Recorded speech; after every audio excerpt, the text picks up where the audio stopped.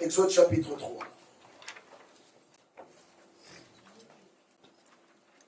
Exode chapitre 3, nous allons lire quelques versets seulement.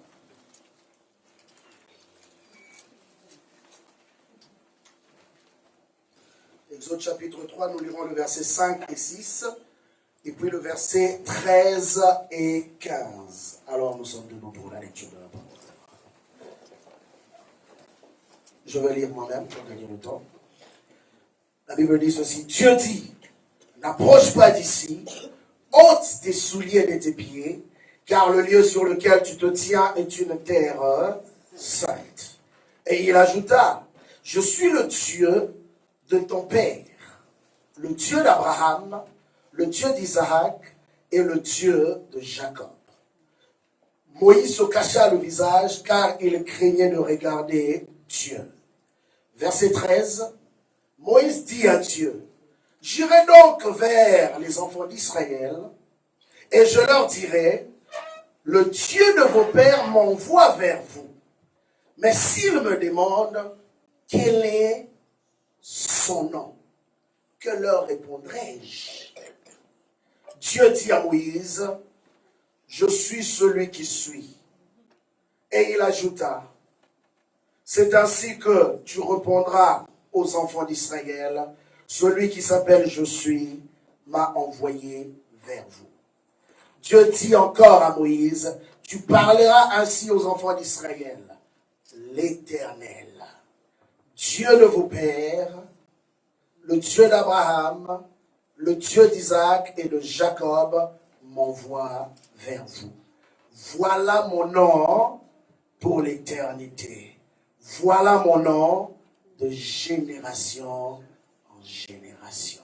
Seigneur, je prie pour ta parole ce matin, d'aide parler au cœur de ton peuple, d'aide te révéler personnellement, Seigneur, à celui qui te cherche vraiment. Oui, aujourd'hui, le Dieu d'Abraham, le Dieu d'Isaac et le Dieu de Jacob, soit une réalité pour mon frère, soit une réalité pour ma sœur, soit une réalité pour ton Église. Éternel des armées, pendant que Moïse se posait la question en disant que leur dirais-je, quel est ton nom? Tu as dit, tu leur diras, celui qui est. Je suis m'a envoyé. Ce matin, Seigneur, en ton nom, je me tiens au devant de ton peuple. Sers-toi de ma bouche comme un bon dispensateur et parle au cœur de ton peuple. Au nom puissant de Jésus que nous t'avons ainsi prié, nous disons tous Amen. Nous pouvons acclamer pour la parole. Amen. Ce matin, avant d'introduire mon message, j'aimerais d'abord recevoir quelques personnes qui nous visitent. Elle, c'est une enfant de la maison. Ça fait des années que je n'ai pas revu. Et ce matin, je suis énormément dans la joie. Je l'ai revue hier, en fait. Ce matin, je suis énormément dans la joie de la revoir parmi nous, mais elle n'est pas venue seule. Elle est venue accompagnée de son mari. Et je ne sais pas avec qui encore. Ah, ta soeur, ok. Je m'aurais demandé à ma soeur Carole, à son mari et à toutes les personnes qui l'accompagnent de pouvoir se lever. Nous voulons acclamer pour le recevoir dans la maison du Seigneur. Soyez le bienvenu et soyez bénis. Vous pouvez reprendre vos places. Nous venons de lire l'histoire de la rencontre de Moïse avec Dieu. La Bible dit que Moïse était en train de paître le troupeau de son beau-père et il reçoit une vision. Mais ce n'était pas une vision pendant qu'il dormait. C'était une vision dans sa réalité physique. Et quand Moïse a vu cette vision, il s'est dit, mais c'est quoi cette grande vision? Je veux me détourner pour aller voir qu'est-ce qui est en train de se passer. Et la Bible dit que pendant qu'il s'est détourné, Dieu l'appelle. Dieu l'appelle Moïse, Moïse. Et il dit, me voici. Il répond à l'appel. Dieu lui dit, ôte tes sandales ou tes souliers de tes pieds, car le lieu dans lequel tu te tiens est un lieu saint. Et c'était ça la rencontre de Moïse avec Dieu. Et pendant ce temps, l'Éternel se présente quand même parce que Moïse ne connaissait pas Dieu. Il n'avait jamais fait la rencontre de Dieu. Et Dieu est venu se présenter à Moïse. Parce que Dieu ne peut jamais appeler un homme à le servir sans pour autant se présenter dans sa divinité. Voilà pourquoi à chaque homme que Dieu a eu à appeler, Dieu a eu à se présenter selon une révélation particulière concernant la mission qu'il lui a donnée. Et Moïse avait une mission particulière. Mais cette mission, c'était pour délivrer le peuple d'Israël. Mais il devait connaître d'abord celui qu'il avait appelé à exercer cette mission-là auprès de ce peuple qui était esclave. Et Dieu commence par se présenter et dit, je suis le Dieu d'Abraham, je suis le Dieu d'Isaac et je suis le Dieu de Jacob. C'était ça la présentation de Dieu. Et Moïse, malgré cela, a continué à avoir des questionnements. Il dit, oui, c'est bien beau. Tu te présentes comme étant le Dieu d'Abraham, le Dieu d'Isaac, le Dieu de Jacob. Mais, si je dois bien penser, Isaac, Jacob, Abraham font partie du passé. Amen. Font partie du passé. Mais moi, j'ai un problème avec mon présent. Mon présent, c'est que je ne veux pas aller leur parler d'un Dieu qui a fait les choses dans les passés. Je dois leur parler ou leur présenter un Dieu qui fait les choses dans les présents. Alors Moïse revient encore à la charge. Il pose la question à Dieu. Oui, tu m'envoies, tu me dis que tu es descendu pour délivrer ce peuple. C'est bien beau tout ça. Mais une chose, quel est ton nom? Or, il avait déjà dit qu'il est le Dieu d'Abraham, il est le Dieu de Jacob, il est le Dieu d'Isaac et le Dieu de Jacob. Mais il pose encore la question. Quel est ton nom? Alors là, Dieu revient à la charge. Dieu lui dit maintenant, quand tu iras vers ces peuples, dis-leur que je suis celui qui m'a envoyé. Amen. Et il ajoute encore, quand tu leur parleras, tu leur diras que le Dieu qui s'appelle Je suis m'a envoyé vers vous. Et il ajoute que invite les anciens et après les avoir invités, tu leur présenteras, tu leur diras que l'Éternel, le Dieu d'Abraham, le Dieu d'Isaac et le Dieu de Jacob m'a envoyé vers vous pour vous délivrer. Tel sera mon nom d'éternité en éternité, de génération en génération. Pourquoi je veux parler de ce thème ce matin? C'est notre dernier thème de l'année 2019. Mon thème de ce matin, c'est simplement l'influence. Dis à ton voisin ou à ta voisine, l'influence. L'influence. Ces hommes qui ont vécu dans un passé que Moïse n'avait jamais rencontré. Mais Moïse se retrouvait en train d'être introduit dans la réalité de ces hommes-là. À cause de leur marche, à cause des alliances que ces hommes avaient traitées avec Dieu. Et quand Dieu vient se présenter vers lui, Dieu lui rappelle que je suis le même Dieu qui avait traité alliance avec ces hommes du passé. Et puisque je suis un Dieu éternel, même quand je traite alliance avec un homme maintenant, cette alliance-là va continuer à avoir de l'effet pour l'éternité. Amen. Voilà pourquoi j'aimerais te dire ce matin, d'entrée de jeu. Je l'ai dit quand nous avons parlé des relations, mais je le redirai encore sous une autre forme. Le choix que tu fais maintenant détermine la réalité de la future génération qui vient. Si ces hommes n'avaient pas fait le bon choix, aujourd'hui on n'allait pas parler de la foi. Si Abraham n'avait pas cru en Dieu, aujourd'hui on ne parlerait pas de la foi. Abraham a cru à un Dieu inconnu. Il lui a fait confiance. Sa progéniture a été bénéficiaire. Ce qui veut dire en d'autres termes, les décisions que tu prends aujourd'hui par rapport à ta marche avec Dieu va influencer tout ce qui sortira de toi. La Bible dit, le fruit de tes entrailles seront bénis. Ce qui veut dire en d'autres termes que, bien aimé, quand on parle de l'influence, ce n'est pas simplement question d'être en contact avec une personne pour l'influencer. Oui, il y a une dimension de l'influence qui est d'ordre physique. Une personne qu'on côtoie, une personne qu'on connaît. Mais il y a une autre dimension qui est encore plus supérieure au physique. C'est l'influence spirituelle. Souvent, il y a des gens qui ont hérité des choses dont ils n'ont même pas eu à travailler pour. Jésus dit, vous n'avez pas travaillé, mais d'autres ont travaillé. Mais vous venez simplement récolter dans le champ de ceux qui ont travaillé avant vous. Jésus a travaillé. Aujourd'hui, nous sommes bénéficiaires du travail qu'il a eu à faire. Les apôtres ont travaillé. Aujourd'hui, nous sommes bénéficiaires du travail que ces hommes ont eu à faire.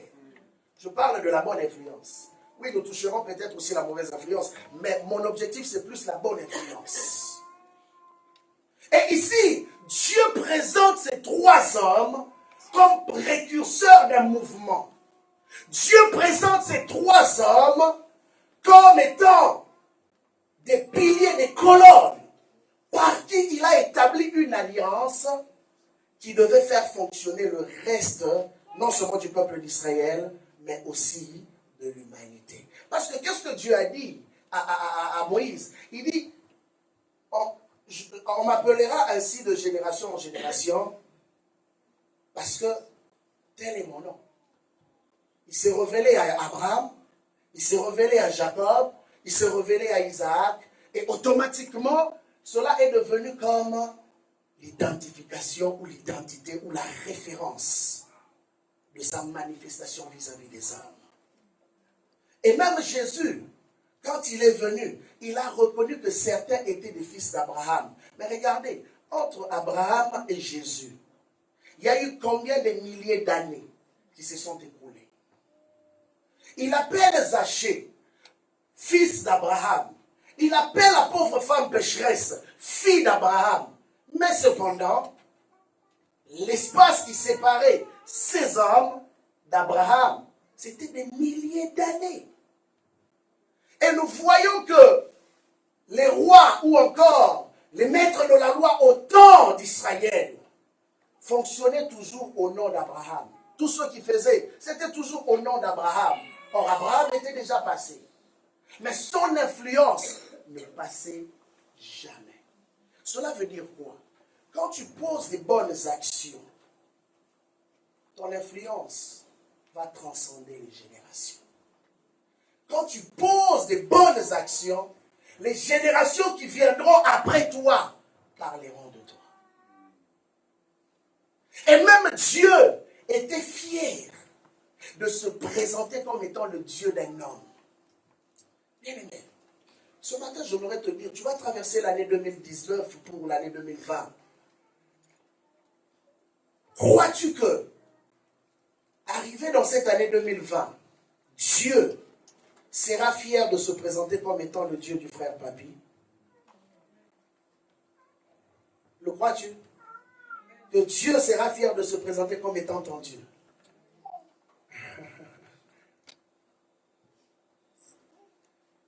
Mais il y a des choses qui font assez que Dieu soit fier de se présenter comme étant le Dieu d'un homme. Au fait, quand Dieu dit que je suis le Dieu d'un tel, ça veut dire que Dieu vient défendre ton nom. Vous savez, quand il a dit à Abraham, je rendrai ton nom grand, c'est au fait cette réalité-là. Parce que Dieu est un Dieu grand. Quand Dieu se présente comme étant le Dieu d'une personne, au fait, il identifie ton nom à la grandeur de sa divinité. C'est cette influence qui est des hommes comme Abraham. Il y a un homme qui a fait une étude et qui a réalisé une chose. Savez-vous que les gens qui détiennent l'économie du monde aujourd'hui sont les fils d'Abraham?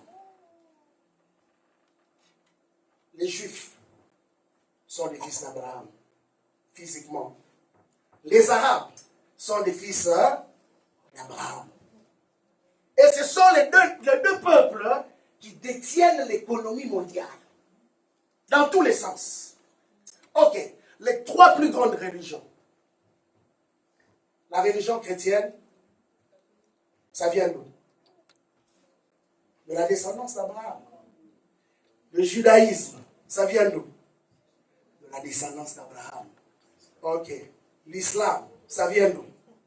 De la descendance d'Abraham. Bien aimé, comment un homme comme ça peut-on l'oublier? Comment un seul homme peut avoir autant d'influence sur le fonctionnement du monde entier? Partout où tu vas passer, le nom d'Abraham sera cité. Partout. Simplement parce que c'est un homme qui avait décidé d'obéir à la voix de Dieu. Bien aimé, vous savez la portée de l'obéissance, tu ne peux pas l'imaginer. Ton obéissance aujourd'hui peut être une délivrance pour toute une famille. Ancien, laissez ça, laissez ça. On peut l'enlever, c'est pas grave. Ton obéissance aujourd'hui peut être une influence, une délivrance pour toute une famille. Bien aimé, il y a eu des hommes, à lui seul, il a été une délivrance pour toute une nation. À lui seul. Simplement parce qu'il a décidé de marcher conformément à la voix de Dieu. Souvent, qu'est-ce qui se passe? Beaucoup de gens ignorant la grandeur de Dieu et ignorant ce que Dieu a déposé en eux, se laissent influencer. Se laissent influencer. Or, la volonté de Dieu n'a jamais été qu'un enfant de Dieu soit influencé. À moins que ce soit une bonne influence, bien sûr. Mais la volonté de Dieu, même quand Dieu crée l'homme, qu'est-ce qu'il a dit à Adam? Il a dit, dominer. C'était ça la première volonté de Dieu, dominer. Or, celui qui domine, c'est celui qui influence. Celui qui domine, c'est celui qui dicte le mode de fonctionnement. Celui qui domine, c'est celui qui donne la ligne de conduite. C'est celui-là qui domine. Et la volonté de Dieu a toujours été que l'homme puisse dominer dans son champ d'action. Il a dit à Moïse, je suis le Dieu d'Isaac et d'Abraham, le Dieu d'Isaac et le Dieu de Jacob. Bien aimé, regardez maintenant la marche de ces trois hommes. Vous allez comprendre quand nous parlons de la domination. Vous allez comprendre quand nous parlons de l'influence. Abraham, même quand il se retrouvait dans une terre qui n'était pas la sienne, la Bible montre que les faveurs allaient vers lui. Abraham entre en Égypte étant pauvre, mais il sort de l'Égypte étant riche. Il a été même capable d'influencer le roi d'une certaine manière. Mais vous savez, l'influence qu'Abraham a eue sur le roi, ce n'était pas parce qu'Abraham avait parlé en langue. Ce n'était pas parce qu'Abraham avait prié. Et vous savez la chose, je ne te dis pas de faire la même chose qu'Abraham, hein, tu risques d'avoir des problèmes, mais Abraham arrive en Égypte par peur qu'on puisse le tuer et prendre sa femme. Il dit que sa femme, c'était sa sœur. Mais regardez, l'alliance a tellement été plus grande que ses fautes, que l'alliance l'a préservé. A préservé son mariage et l'alliance l'a sorti de l'Égypte avec les richesses de l'Égypte. Combien l'alliance peut avoir une influence sur le fonctionnement du monde? La Bible nous montre encore que ce même homme, à un moment donné, Abimelech, a voulu encore prendre sa femme. Abraham refait la même chose. Et pendant qu'Abimelech prend sa femme, Dieu frappe sa maison. Et Dieu vient visiter cet homme. Puisque toute la maison était malade, y compris lui-même, Dieu lui dit, va trouver le même homme là. Dieu pouvait intervenir d'une autre manière. Mais Dieu ne pouvait pas passer outre l'homme avec qui il avait fait alliance. Il a dit à Abimelech, va trouver le même homme, Abraham. Il priera pour toi et tu seras guéri parce qu'il est un prophète. Effectivement, quand Abraham est venu prier pour lui et sa maison, la maladie l'appelait et était parti. Nous voyons encore Isaac qui fait la même chose que son père. Mais regardez bien aimé, combien Dieu, quand il décide de marcher avec un homme, il est capable lui-même d'ouvrir les portes. Isaac fait la même chose, il vit les mêmes événements. La Bible nous dit qu'il arrive sur une terre étrangère. Cet homme sème sur cette terre étrangère. Dans la même année. Dans la même année. Ce jour-là, la terre est devenue plus que fertile. Bien, mais Isaac pouvait avoir une influence même sur la terre. Nous avons vu ça avec le documentaire Transformation. Un groupe d'hommes qui avaient décidé de chercher Dieu pendant des années. Et quand Dieu les a visités, bien aimé, même l'économie de leur pays avait commencé à changer. La production avait augmenté. Tout commençait à prendre une ampleur comme on n'avait jamais connu. Mais parce qu'il y avait un groupe d'hommes qui avaient compris la valeur de ce qu'ils sont et de qu'est-ce que Dieu est capable de faire avec des humains. La Bible dit qu'il s'aima la même année et il récolta plus. Et il devint fort riche. Au point de commencer à influencer même l'économie de cette nation où il était étranger. Jacob est emmené dans la maison de son beau-père. Son beau-père qui était un occultiste. Quand Jacob entre dans sa maison, bien qu'il avait roulé Jacob pendant plusieurs années, mais regardez ce que la Bible dit. À cause de la présence de Jacob dans cette maison, le bétail, le commerce de cet homme, Laban, avait été béni. Il a commencé à avoir multiplication. L'homme ne comprenait plus, mais finalement, il dit, ah, c'est depuis que cet homme de Jacob est arrivé dans ma maison que les choses ont pris une autre ampleur. Oh, je prie que l'année 2020, tout ce que tu vas côtoyer, reconnaisse que Dieu est avec toi. Que tu sois une influence au milieu de tous ceux qui entreront en contact avec toi. La Bible dit que tous ceux que Joseph touchait prospéraient. Bien aimé, vous savez, des fois, il y a des prières qu'il ne faut pas gaspiller. Quand tu connais ta vraie relation avec Dieu, il y a des choses pour lesquelles tu ne pries pas. Ah oui. Pensez-vous que Joseph, à chaque fois qu'il touchait quelque chose, il priait pour la chose? Ce n'est pas ça que la Bible a dit. La Bible dit que tous ceux qu'il touchait prospéraient. Donc, il touchait un micro. Ça veut dire quoi? Dans les prochains jours, 10 micros. C'est ça?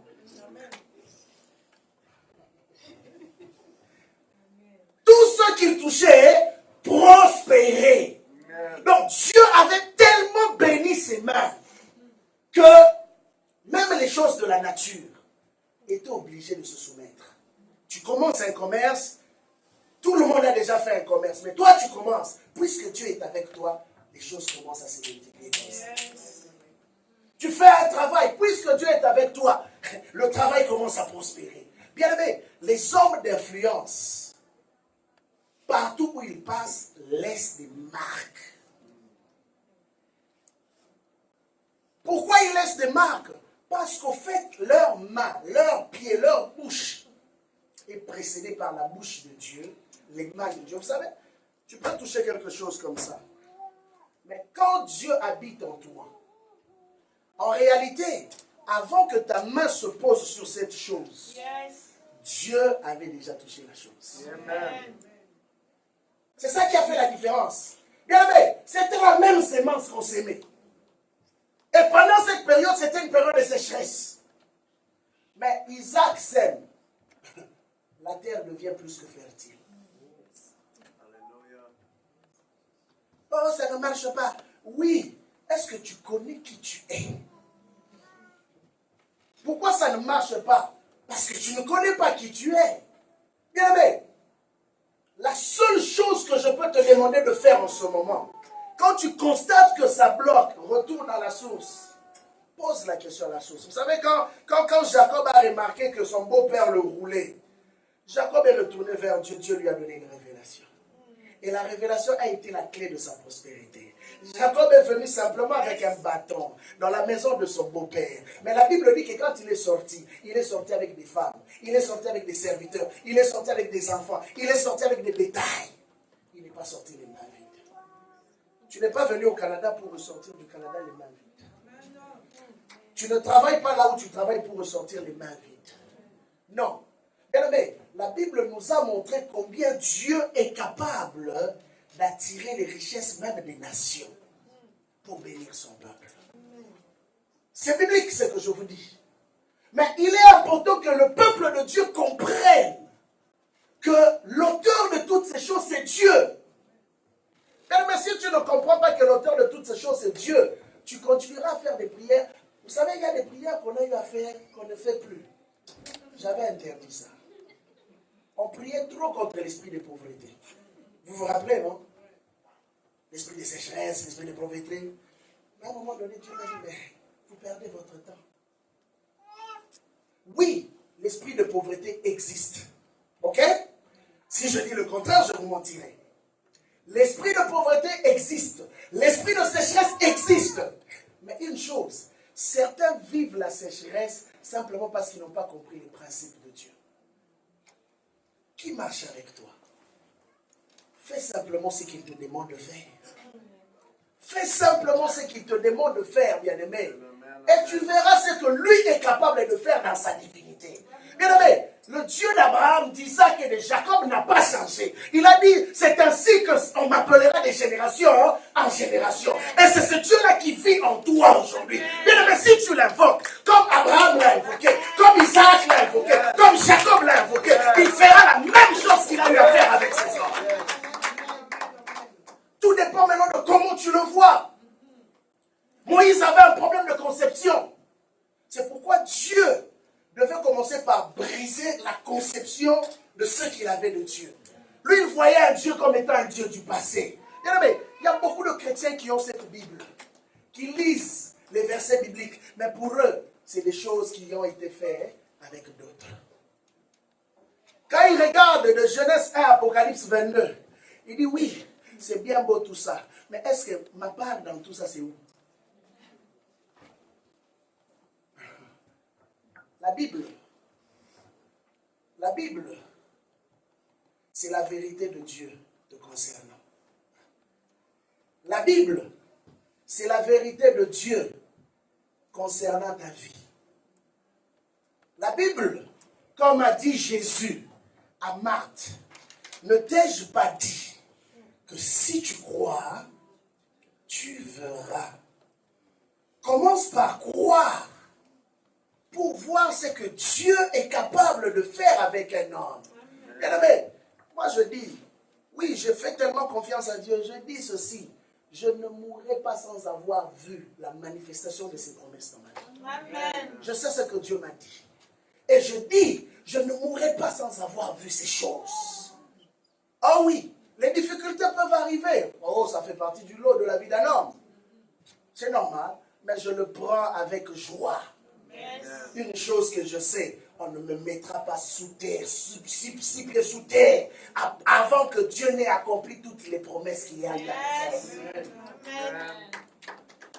Et ce matin, je voudrais te dire, vous savez, pendant que Dieu se révèle à Moïse, l'une des raisons pourquoi il s'identifie à Abraham, c'est parce qu'avant que Moïse ne soit, Dieu avait déjà parlé à Abraham.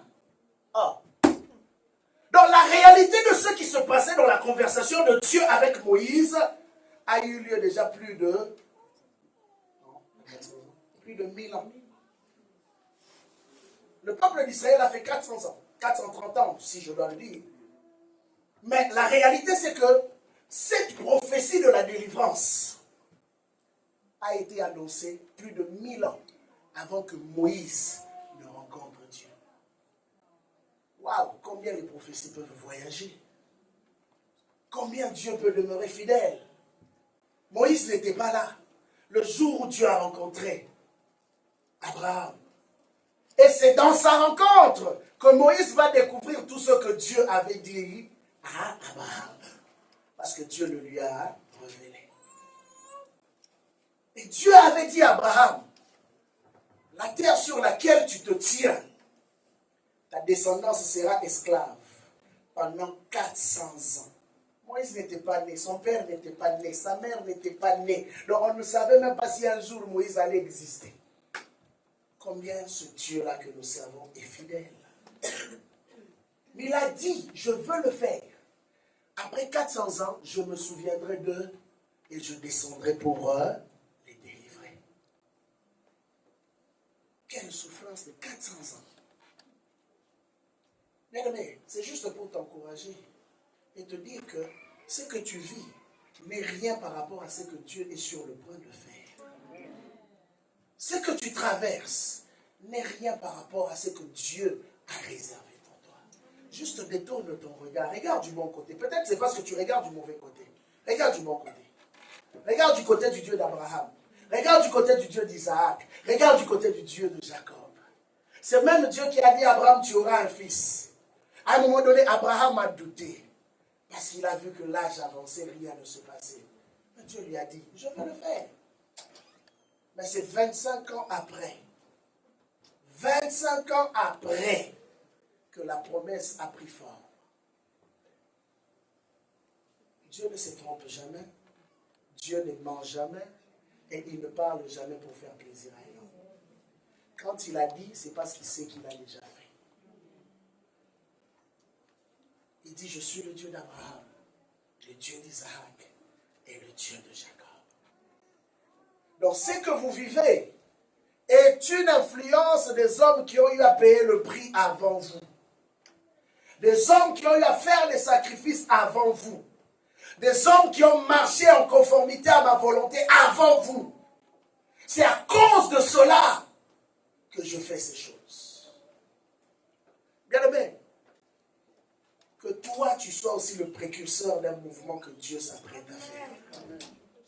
Oui, si dans ta famille, tu regardes et que tu te dises que oui, la lignée familiale de mon père ou de ma mère, les histoires sont toujours compliquées. Sois l'Abraham de ta famille. Ah oui. Sois l'Isaac de ta famille. Sois le Jacob de ta famille. Que Dieu fasse quelque chose pour que ceux qui viendront après vont dire que ah, c'est à cause de cet homme. C'est à cause de cette femme. Oui, bien aimé, Abraham avait des grands frères. Mais on ne parle pratiquement pas d'eux. On ne parle pratiquement pas d'eux. Vous savez pourquoi? Parce que Dieu n'avait pas commencé l'histoire avec eux. Ce rendez-vous t'a été donné parce que Dieu veut commencer une histoire avec toi. Bien, mais sinon tu n'allais pas être là en ce lieu. Oui, moi je crois qu'avec Dieu, il n'y a pas d'hasard. Le mot hasard n'existe pas dans le dictionnaire de Dieu. Tout ce que Dieu fait, tout ce que Dieu nous permet d'écouter, c'est parce que Dieu a réservé quelque chose pour nous. C'est à toi maintenant de te lever et de saisir cela. Dis, ça c'est pour moi. Ça c'est pour moi. Seigneur, je veux être cette influence. J'aimerais que tu le dises après moi. Seigneur, je suis cette influence. Seigneur, je le crois que c'est pour moi. La génération future te connaîtra à cause de moi. Le fait d'accepter cela, le fait de confesser cela, bien aimé, vous ne pouvez pas imaginer le pouvoir de la confession. Tout ce que ta bouche confesse mobilise le monde spirituel. Voilà pourquoi la Bible dit qu'il y a un pouvoir dans la langue. Quand on te demande de confesser quelque chose, ce n'est pas juste pour te faire plaisir. On te dit de le confesser parce que là où nous sommes, c'est l'atmosphère céleste. Dieu a dit à Moïse, enlève tes chaussures, enlève tes sandales. Parce que le lieu dans lequel tu te tiens est un lieu saint. Là où Dieu est présent, ça devient un lieu saint. Et toute discussion qui se fait dans la présence de Dieu est retenue dans les annales du ciel. Et ce que tu confesses, Dieu le retient aussi. Ah, il a dit qu'il va être une influence. Elle a dit qu'elle va être une influence. Alors, ok, je mobilise mon ciel. Ange, descendez, marchez maintenant avec lui. Marchez avec elle. Quand Jacob avait compris cela, Jacob a dit ce jour-là, Seigneur, moi je ne veux pas te laisser si tu ne me bénis pas. En d'autres termes, Jacob disait à Dieu, ce que je veux de toi, Dieu, c'est que tu changes l'histoire de ma vie. Et Dieu a regardé cet homme, ce bout de poussière. Il dit, waouh, combien il a compris comment je fonctionne. Et Dieu lui pose la question, comment tu t'appelles? L'homme a dit, oui, je m'appelle Jacob. Je reconnais que je suis un homme faible. Je reconnais que je suis un voleur. C'est ça mon nom. Jacob. Je reconnais que je suis un pécheur. Jacob. Ok. Comme tu as reconnu qui tu es, aujourd'hui, moi, je change ton nom. Comme tu as reconnu ta faiblesse, aujourd'hui, moi, je change ton nom. On ne t'appellera plus Jacob. On t'appellera à partir d'aujourd'hui prince de l'Éternel, Israël. Bien-aimé, la Bible dit, quand l'ange qui travaille la nuit est parti, l'ange qui ne voit pas les jours. Ah oui, ça c'est le mystère encore. Cet ange-là, lui, travaillait seulement la nuit. C'est pourquoi il a dit à Jacob, laisse-moi partir parce que le jour vient. Donc ce n'était pas un ange destiné pour la journée. Il y a des anges destinés pour la journée. Et quand il a dit ça, il a dit, ok, maintenant tu t'appelles Israël. Parce que tu as combattu contre Dieu et les hommes et tu as été vainqueur. L'ange est parti. Mais avant de partir, Jacob lui pose la question, quel est ton nom maintenant? Un homme violent. Il dit, ah, tu veux connaître mon nom? Mon nom est merveilleux. C'est ça mon nom. Un ange qui fait des merveilles. C'est ça son nom. Un ange qui accomplit des merveilles. C'est ça son nom. Il dit, mon nom est merveilleux. Parce que tout ce que je fais est merveilleux. Quand je rencontre un homme, l'histoire de sa vie change. Jamais un homme a rencontré ma personne et n'est retourné la même. Mon nom est merveilleux. Ah, Jacob a compris. Dès lors qu'il lui a donné son nom, la Bible dit que l'ange est parti. Mais quand Jacob a quitté ce lieu, il y a eu maintenant une cohorte d'anges. Pas un ange, mais une cohorte d'anges qui sont venus marcher avec Jacob. Il n'était plus seul. Car le merveilleux a attiré des merveilles dans sa vie. Le merveilleux a attiré des mystères dans sa vie. Maintenant, Jacob était ami aux anges. Il pouvait parler maintenant aux anges. Il pouvait travailler maintenant avec les anges. Et vous savez, quand les anges travaillent avec une personne, tout ce que cet homme fait devient accéléré. Parce que les anges ne fonctionnent pas à la vitesse des humains. Ils fonctionnent à la vitesse de Dieu. Voilà pourquoi ceux qui les ont vus reconnaissent qu'ils voyagent à la vitesse d'un regard. Peux-tu calculer la vitesse d'un regard? Non. Les anges voyagent à la vitesse d'un regard. Tu peux le voir là, du coup, il se retrouve là, du coup. Et maintenant, quand les anges viennent travailler dans la vie d'un homme, ce qu'ils font aussi, tout ce qui concerne cet homme, ils le mettent dans un processus accéléré. Vous savez, quand on était dans l'immigration, on nous parlait du processus accéléré. Et bien aimé, avec Dieu, quand tu te soumets à sa volonté, tu entres dans le processus accéléré. Et quand tu entres dans le processus accéléré, qu'est-ce qui se passe? Cela suscite maintenant la curiosité des hommes. Et les hommes commencent à se poser la question, qui est-il? Qui est-elle? Comment ces choses se passent seulement avec lui? Comment ces choses se passent seulement avec elle? Et vous savez pourquoi Dieu suscite ces questionnements? Pour maintenant créer autour de toi une influence. Parce que ces hommes-là, après, qu'est-ce qui va se passer? Ils vont vouloir venir connaître ton secret. Et maintenant, quand tu vas leur présenter le Dieu avec qui tu marches, ils n'auront pas le choix que de se soumettre à ce Dieu. Amen. C'est ce que notre Dieu fait. Il dit, tel est mon nom. de génération en génération. Que dans l'année 2020, quand Dieu se présentera, qu'il se présente en ton nom. Amen. Ah oui. Il a dit, je suis le Dieu d'Abraham. Il n'a pas eu honte. Qu'il se présente aussi que je suis le Dieu de Noé. Je suis le Dieu d'Hervé. Je suis le Dieu d'Éric. Je suis le Dieu de Carole. Je suis le Dieu de Chantal, de maman Jocelyne, de maman Marianne. Je suis le Dieu d'intel. Qu'il se présente aussi en ton nom. Est-ce que tu peux prier avec moi ce matin? Sois cette influence pour l'année 2020. Que Dieu n'ait pas honte de dire que je suis ton Dieu. Bien aimé, vous savez, quand Dieu le dit, il y a dans l'atmosphère spirituelle quelque chose qui se dégage automatiquement. Même la nature reconnaît que celui-là n'est plus un simple homme. Ce n'est plus une simple femme. C'est maintenant une personne investie de l'autorité, du pouvoir, du poids de Dieu. Alors tu vas élever ta voix. Élève ta voix. Commence à prier. Oui, bien-aimé, commence à prier ici. Dis au Seigneur, non.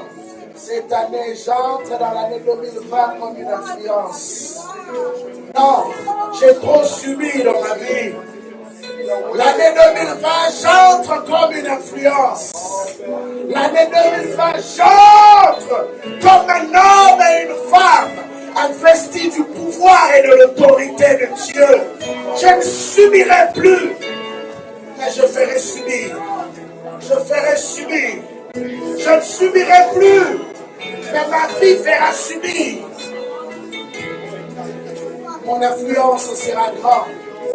Ah oui, ton influence va augmenter.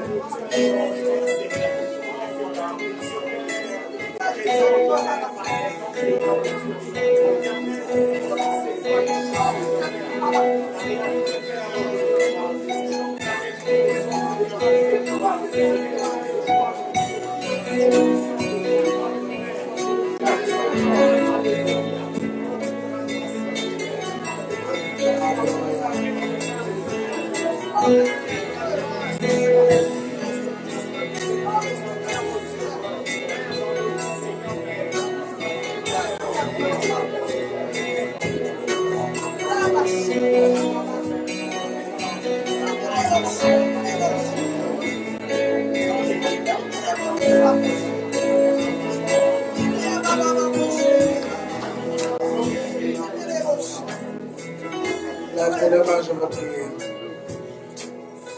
Lève tes deux mains, je veux prier. Alléluia. Alléluia. Saint-Esprit de Dieu, voici cette année 2020 qui se présente devant de nous. Tu veux que ton peuple soit une influence. Seigneur, le temps de subir se termine maintenant. Le temps de subir se termine maintenant. Seigneur, même dans nos rêves, dans notre sommeil, Seigneur, nous voulons avoir de l'influence maintenant. Éternel des armées, relâche maintenant sur la vie de ton peuple le poids de ta gloire. Relâche maintenant sur cette assemblée le poids de ta gloire. Relâche maintenant ta puissance. Qu'un nouveau manteau, Seigneur, revête ton Église. Pour que l'année 2020 soit une année, Seigneur, où les hommes vont reconnaître que ces hommes sont différents, que ces femmes sont différentes, car nous allons influencer au travail, nous allons influencer à l'école, nous allons influencer dans les universités, nous allons influencer, Seigneur, dans la société, nous allons influencer dans tous les domaines de la vie. Père, merci pour cette onction que tu relâches, cette onction de gloire que tu relâches, Cette onction de gloire que tu relâches qui va introduire ton peuple à cette nouvelle saison. Père, je sais que mon frère que je vois aujourd'hui, je ne le verrai plus de la même façon. Ma soeur que je vois ce matin, je ne la verrai plus de la même façon. L'église que je vois en ce jour, elle ne sera plus jamais la même. L'année 2020, c'est une année de gloire. C'est une année de gloire. Seigneur, les limites qui étaient imposées à ton peuple, les limites qui avaient été imposées à mon frère, à ma soeur, Seigneur, sont en train de tomber. Sont en train de tomber, sont en train de tomber. Père, tu fais entrer mon frère et ma soeur dans une dimension de sans mesure. Dans une dimension de sans mesure. Car l'onction qui était sur toi, Jésus, était une onction sans mesure. Une onction qui influençait partout, Seigneur, où tu passais. Merci de le faire. Merci de le faire. Merci de le faire. Les chaînes de limitation sont brisées. Sont brisées. Père, tu ouvres les portes dans tous les domaines de la vie. Que les portes qui étaient fermées ce matin en tant que ton envoyé, en tant que ton serviteur, je viens les ouvrir. Je viens les ouvrir, les portes spirituelles, les portes émotionnelles, les portes de santé, les portes des finances, je les ouvre. Les portes de travail, je les ouvre. Les portes d'excellence dans les études, je les ouvre. Ce matin, éternel, les portes de business, je les ouvre au nom puissant de Jésus. Père, merci de lever encore une assemblée des hommes et des femmes qui ont compris la raison du pourquoi tu les as placés sur la terre. Merci d'accorder la domination. Merci de relâcher ta puissance. Oui, cette onction fraîche qui est en train de couler, Seigneur, que tous ceux que les mains de mes bien-aimés toucheront, Seigneur, je le déclare à compter de maintenant, prospérera. Prospérera, prospérera, prospérera. Oui, Seigneur, quand on parle de la prospérité, Seigneur, c'est l'avancement à tous les niveaux. C'est, oh Dieu, la paix à tous les niveaux. Seigneur, Père, tu le fais maintenant. Yahweh, tu le fais maintenant. Tu le fais maintenant. Les forteresses qui s'étaient dressées sont en train de tomber maintenant. Au nom puissant de Jésus. Merci Saint-Esprit pour ton action. Merci Seigneur de toucher encore ce matin. Au nom puissant de Jésus. Que nous avons ainsi prié, nous disons tous Amen. Amen.